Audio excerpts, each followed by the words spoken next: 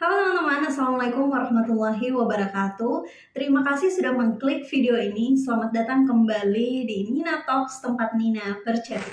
Jadi teman-teman, seperti biasa hari ini Nina Talks kembali hadir lagi dengan sebuah cerita yang menarik, di mana kali ini aku akan bercerita tentang kisah biografi Gusti Nurul, yaitu putri dari Solo yang bertalenta sehingga memikat banyak hati para pendiri bangsa, termasuk Bapak Insinyur Soekarno.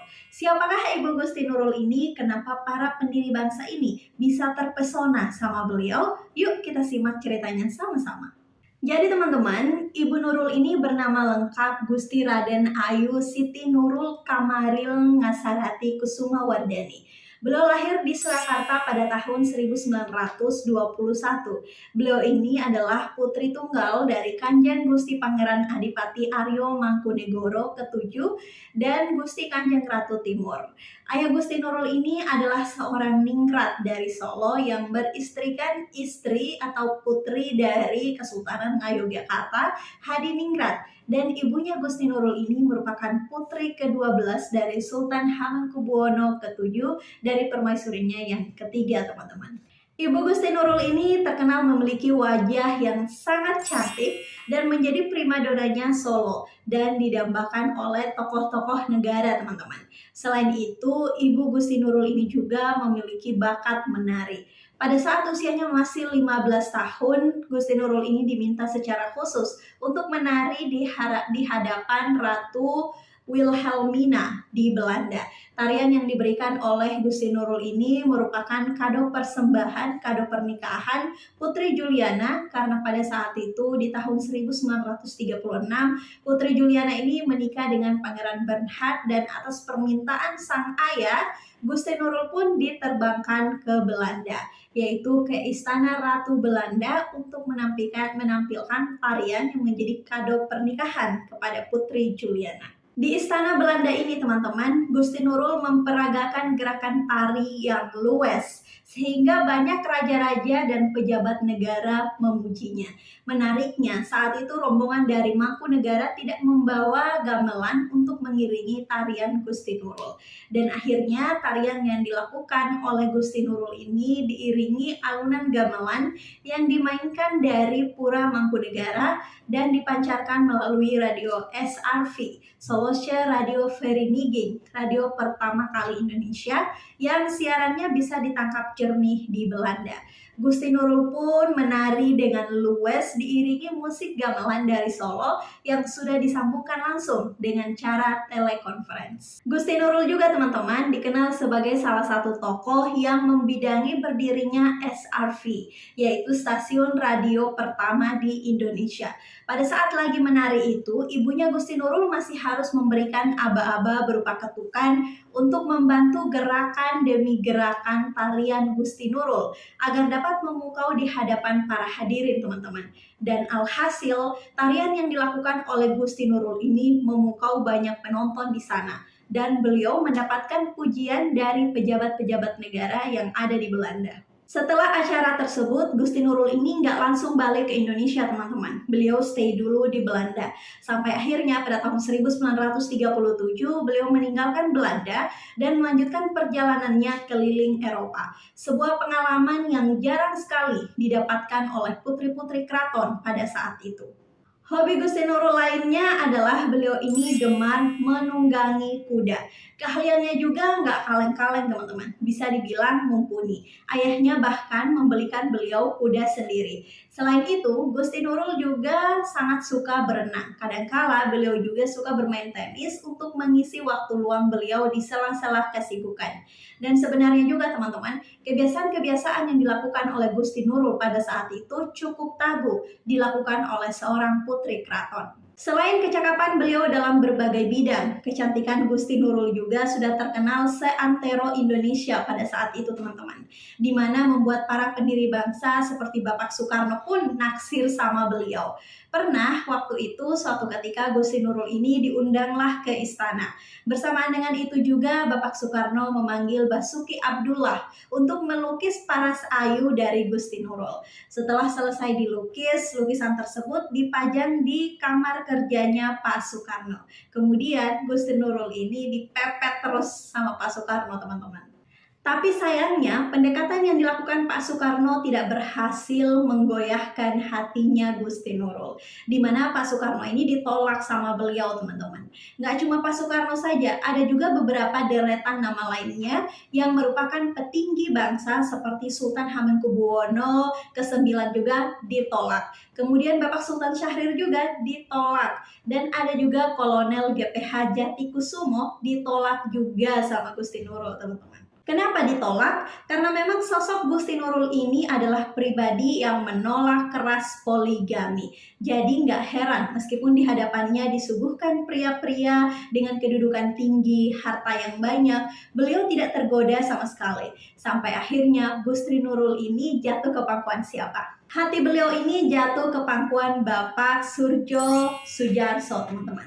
Dimana pada saat itu memang kebanyakan pinangan yang datang kepada Gusti Nurul ini berasal dari tokoh-tokoh politik. Sedangkan pada saat itu Ibu Gusti Nurul ini tidak siap untuk menikah dengan para politisi. Beliau mengakui resikonya terlalu banyak, teman-teman. Bahkan sampai Gusti Nurul ini bertahan tidak menikah sampai usianya 30 tahun.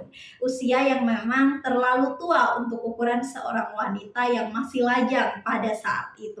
Dan akhirnya laki-laki yang berhasil menaklukkan Gusti Nurul ini adalah Bapak Surjo Sudjarso yang merupakan sepupu beliau sendiri. Di mana Bapak Sudjarso ini merupakan figur yang sederhana dan jauh dari kata mentereng apabila dibandingkan dengan Pak Soekarno dan juga Sultan Hamengkubuwono ke-9. Di mana Bapak Sudjarso ini merupakan anggota TNI dan bukanlah perwira yang menonjol juga pada saat itu, teman-teman. Namun bukan hanya semata-mata kedudukan dan jabatan yang Ibu Gusti Nurul cari. Akhirnya pada hari Rabu di tanggal 24 Maret 1954, Ibu Gusti Nurul dan Bapak Surjo Sudjarso ini pun menikah. Pupus sudah harapan laki-laki yang suka sama Gusti Nurul ini. Sampai ada kata-kata yang disampaikan Bapak Soekarno dengan nada bercanda. Pada saat itu Gusti Nurul ini kembali datang ke istana bersama dengan ibunda untuk balik dilukiskan oleh Bapak Basuki Abdullah. Di tengah-tengah perbincangan mereka, Pak Soekarno bilang, "Wah, aku kalah cepat dengan suamimu." Pupus sudah harapan Pak Soekarno pada saat itu, teman-teman. Dan walaupun sudah menikah, Bapak Sultan Syahrir ini katanya masih penasaran untuk menaklukkan hati Gusti Nurul ini. Karena Gusti Nurul ini pernah mengaku tiap kali misalkan ada pertemuan, ada Sultan Syahrir juga di situ, dan ada juga Gusti Nurul beserta dengan suaminya. Lalu ketika sesi foto bersama, Bapak Sultan Syahrir ini selalu berada atau berdiri di samping beliau. Sementara suaminya sendiri, Bapak Surjo Sudjarso ini justru tidak berdiri di dekat Gusti Nurul, teman-teman, karena sudah dihalangi oleh Bapak Sultan Syahrir. Dan pernah juga Bapak Sultan Syahrir ini tetap datang ke rumah. Padahal waktu itu Gusti Nurul ini sudah menikah. Dan untungnya Bapak Sudjarso ini nggak cemburu, teman-teman. Kenapa? Karena Gusti Nurul pernah mengatakan kalau Mas Jarso ini tahu tentang pria-pria yang menyukai atau menaksir Gusti Nurul. Bapak Sultan Syahrir termasuk yang unik. Bapak Sultan Syahrir kan bukan berasal dari Jawa ya, teman-teman. Sementara saingan-saingan beliau ini hampir semuanya adalah pembesar dan bangsawan Jawa. Setiap kali ada rapat kabinet di Yogyakarta, Sultan Syahrir ini selalu mengutus sekretarisnya, yaitu Ibu Siti Zubaidah Usman, untuk datang ke Pura Mangkunegara langsung untuk khusus mengantarkan hadiah yang ia beli di Jakarta. Dan bersamaan dengan hadiah itu juga disertakan sepucuk surat cinta tulisan tangan dari Bapak Sultan Syahrir ini. Diberikanlah itu kepada Ibu Gusti Nurul, dan hadiah yang diberikan Sultan Syahrir ini biasanya sutra maupun jam tangan mewah. Dan uniknya lagi, teman-teman, meskipun Bapak Sultan Syahrir ini naksir dengan Ibu Gusti Nurul, tetapi beliau tidak pernah menyambangi Gusti Nurul secara langsung. Setelah Ibu Gusti Nurul ini menikah dengan Bapak Sudjarso, Gusti Nurul pun keluar dari istana dan ikut kemanapun suaminya berdinas, teman-teman. Beliau juga pernah tinggal di Washington DC di Amerika ketika sang suami ditugaskan menjadi pasukan militer di sana. Setelah pernikahannya, Gusti Nurul pun hidup dengan damai bersama dengan keluarganya. Mereka dikaruniai 7 orang anak, teman-teman. Selama pernikahan ini, beliau setia mendampingi suaminya, baik saat masih dinas militer maupun setelah pensiun dari tubuh TNI. Dan sayangnya teman-teman, di tanggal 10 November 2015, Ibu Gusti Nurul ini berpulang. Beliau meninggal di Bandung di usianya yang ke-94 tahun. Museum Ulen Sentalu diresmikan langsung oleh beliau pada tahun 2002 dan pada saat itu beliau berumur 88 tahun. Dan memang kalau kalian masuk ke dalam museum itu, di ruangan pertama langsung dipamerkan gamelan dan tarian-tarian Jawa, dan juga kita langsung disuguhkan oleh lukisan besar seorang perempuan yang sedang memainkan tarian Sarempi Sari Tunggal, yaitu Ibu Gusti Nurul ini sendiri. Tarian inilah yang memang dimainkan Ibu Gusti Nurul sewaktu di Belanda. Aku udah pernah sih ke sana beberapa tahun yang lalu. Kalau kalian teman-teman udah pernah belum ke sana?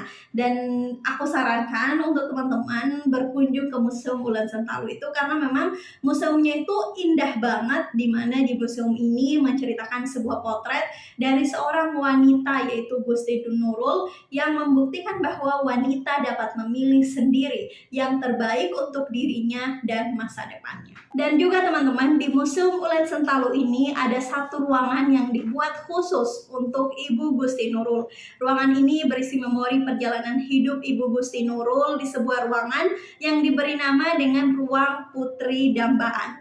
Di dalam ditampilkan foto-foto beliau pada masa kecil, kehidupan sosialnya, foto pada saat beliau menari di Belanda, hingga ke foto pernikahannya. Dan kalau teman-teman ingin mengenal lebih banyak soal Ibu Gusti Nurul ini, aku saranin teman-teman main ke Museum Ulen Sentalu, khususnya untuk masyarakat Jogja atau warga Jogja. Biaya masuknya murah kok, cuma sekitar 25.000 atau 35.000. Mungkin kalau ada mahasiswa Jogja yang nonton video ini, mungkin bisa langsung main ke Museum Ulen Sentalu.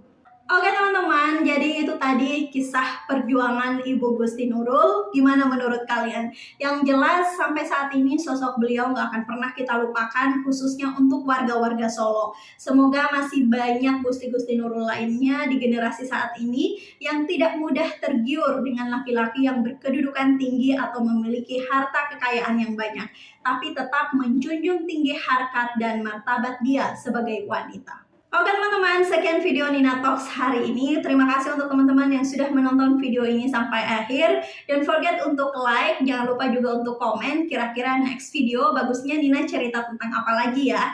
Jangan lupa juga untuk subscribe dan nyalakan tombol notifikasinya. And see you on the next video. Bye!